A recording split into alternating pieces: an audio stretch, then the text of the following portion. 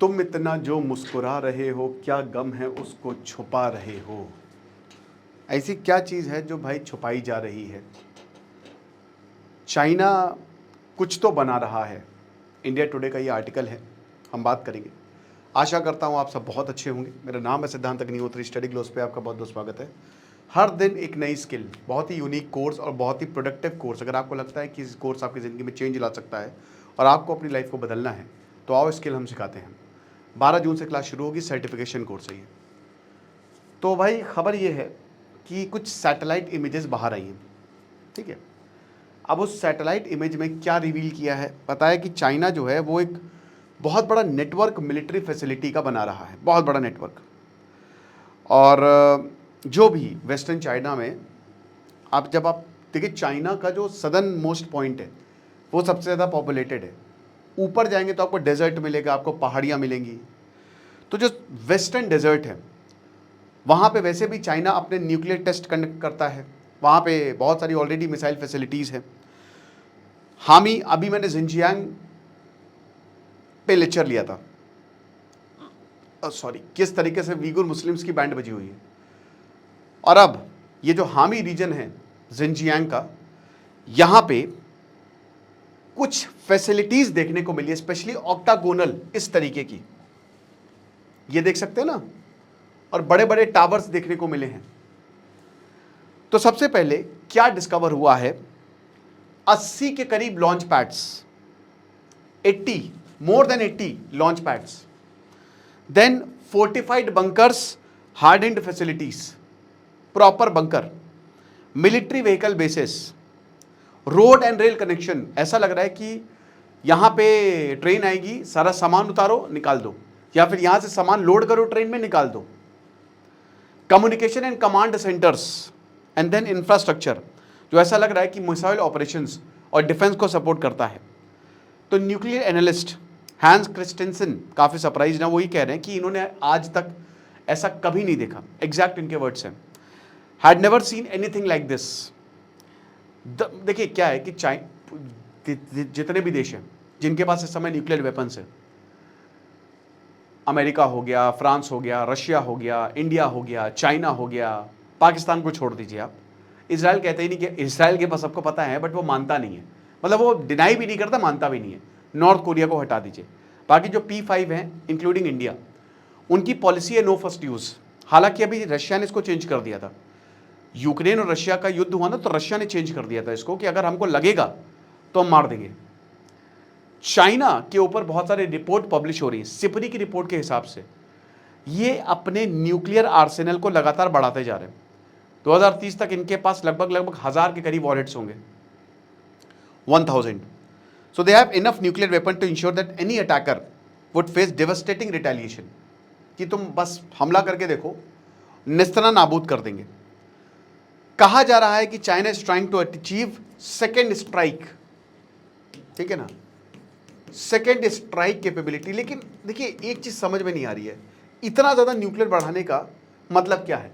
आप ऑलरेडी एक nuclear nation हो तो कोई दिक्कत तो है नहीं, वैसे भी लोग आपसे डरेंगे ही डरेंगे, देश आपसे डरेंगे ही डरेंगे, आपके पास एटम बॉम्ब है।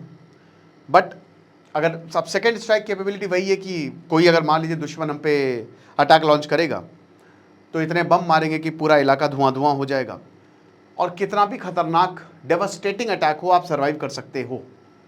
लेकिन मतलब जैसे सेकेंड स्ट्राइक मतलब यही होता है कि पहली स्ट्राइक में आप सर्वाइव करके वहाँ पे, क्योंकि ये जैसे हम कहते हैं कि हम nuclear first no first use.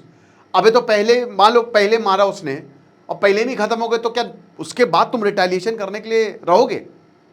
समझ रहे हो ना मेरी बात, कि पहले तुमने पहला गाल आगे कर दिया और वो दूसरा चाटा पड़े, पहला चाटा हम खाएंगे और उसके बाद हम मारेंगे, तो ऐसा चाटा पड़ा कि तुम बेहोश हो गए।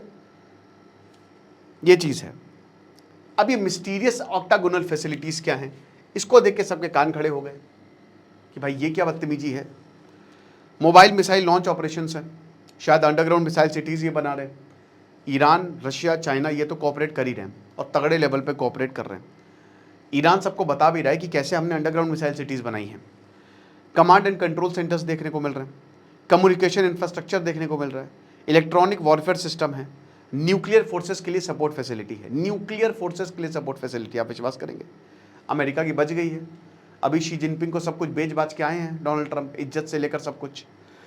तो चाइना का जो न्यूक्लियर आर्सेनल है वो जाहिर सी बात है अमेरिका को रातों की नींद तो उनकी हराम हो रही है। भारत के लिए भी कोई बहुत अच्छी खबर तो है नहीं भाई। ओवरऑल मिलिट्री बैलेंस एशिया का चेंज हो रहा है और balance of power is very much necessary.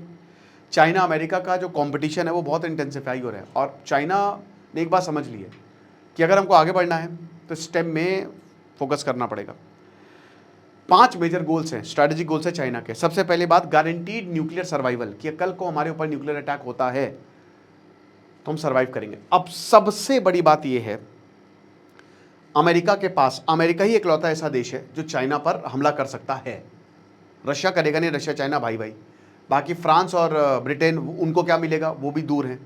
तो हम बचा अमेरिका। अमेरिका ने पूरे साउथ ईस्ट एशिया की गारंटी ली हुई है। तो जाहिर सी बात है कुछ ना कुछ चाइना के दिमाग में चल रहा है। अभी क्या हो सकता है, ताइवान पर हमला हो सकता है कि ताइवान पर हमला करो, कल को अगर अमेरिका हम पे न्यूक्लियर अटैक करे तो यहाँ से हम अटैक कर देंगे। ये एक बहुत बड़ी पॉसिबिलिटी है। चाइना जो है, हमारे पास सैकड़ों बंकर्स हैं, साइलोज हैं, लॉन्च साइट्स हैं, तो आप हरा नहीं पाओगे हमको। और ताइवान की भी मैंने बताया था कि उसकी पॉर्क्यूपाइन स्ट्रैटेजी है, मिनिमम मैक्सिमम डैमेज करेगा।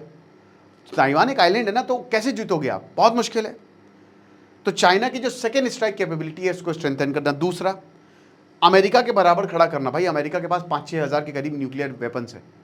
अभी चाइना के पास, चाइना 400 पे खड़ा हुआ है, वो भी अभी बने हैं 3-4 सालों में, वरना तो 250-300 के करीब था। लेकिन लगातार चाइना अपने न्यूक्लियर जखीरे बनाता जा रहा है और चाइना कहता है हम भी ग्लोबल सुपर पावर हैं। लेकिन न्यूक्लियर ग्लोबल सुपर पावर, देखिए आपके पास आर्मी है, आपके पास ताकत है, मिसाइल है, न्यूक्लियर भी है, तो इसका मतलब ये नहीं कि बहुत सारे न्यूक्लियर वेपन आपके पास हो जाएंगे तो आप ग्लोबल सुपर पावर हो जाओगे। देन वही ताइवान की बात है कि अपने ताइवान एम्बिशंस को प्रोटेक्ट करना। ताइवान क्राइसिस कभी भी अगर होगी तो अमेरिका इंटरवीन कर सकता है, तो उस समय हमको तैयार रहना है। Long term great power competition जो कि हो ही रहा है। देखिए एक स्टार्ट ट्रीटी थी, स्टार्ट ट्रीटी में रशिया और अमेरिका दोनों ही अपने न्यूक्लियर वेपन खत्म करते हैं, बट अब ऐसा हो नहीं रहा है, वो एकदम डस्टबिन में पड़ी हुई है। न्यूक्लियर वेपन और बढ़ते जा रहे हैं, देश बढ़ाते जा रहे हैं। हम ये जो एरा है, ये जो दशक है, इससे ज़्यादा अनस्टेबिलिटी कभी भी नहीं देखी। देन पॉलिटिकल इन्फ्लुएंस को और ज़्यादा इंक्रीज़ करना, तो ये बात है। बट दोस्तों दूसरे देश जाहिर सी बात है चिंता में है। जिनजियांग देखिए, ETIM ये भी मूवमेंट जोर ले रहा है। बट इस तरीके की न्यूक्लियर फैसिलिटी को बनाना, मिसाइल इंफ्रास्ट्रक्चर को डेवलप करना, या तो चाइना कुछ बहुत भयानक प्लान कर रहा है, या तो इनको लग रहा है कि हमारे ऊपर न्यूक्लियर हमला होने वाला है, जो कि जिसका कोई रीज़न नहीं है। तो कुछ तो सोच रहा है ये। आपको क्या लगता है मुझे कमेंट बॉक्स में बताइएगा। Thank you so much.